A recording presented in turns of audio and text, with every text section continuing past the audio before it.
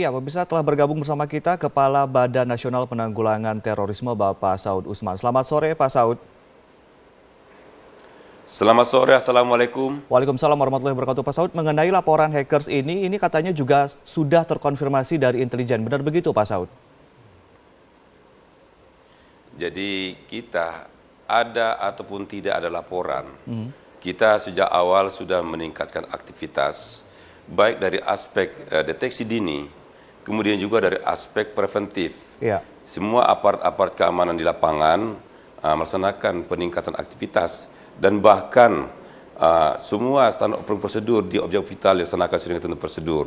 Sehingga tidak ada peluang bagi siapapun bila mana akan melaksanakan suatu tindakan yang akan melakukan penyerangan di Indonesia ini. Baik, Pak Usman, kemudian ini Anda mengatakan bahwa tidak ada peluang, tapi tadi ada laporan dari komunitas One Day One Juice, justru mereka mendapatkan informasi justru dari viral sosial media. Ini bagaimana Pak? Apakah kemudian tidak ada koordinasi dari BNPT tidak kemudian mendapatkan informasi dini begitu atau bagaimana Pak?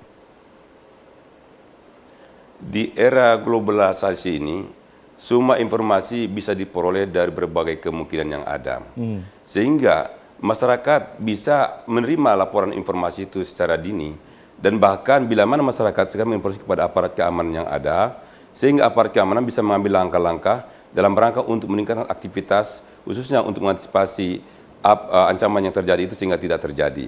Oke, baik. Pak, apakah ada data dari BNPT yang kemudian merangkum atau mencatat jumlah ancaman melalui sosial media ataupun ancaman dalam bentuk lain Pak di BNPT sendiri?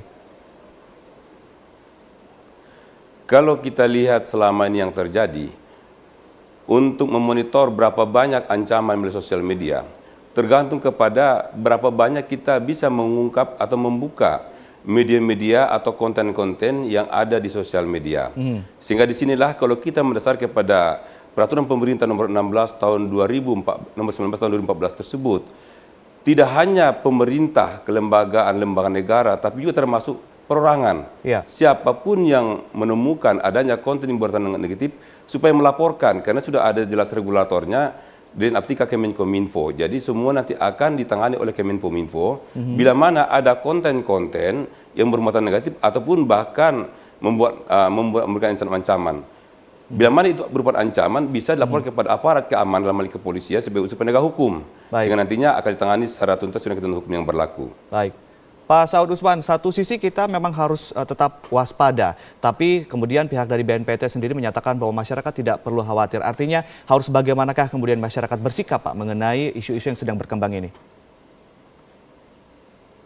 Jadi kita secara dini melihat perkembangan yang ada di masyarakat. Untuk itulah kepada RT RW, Babinsa Babin Kamtibmas diharapkan peran sertanya secara efektif di wilayah masing-masing.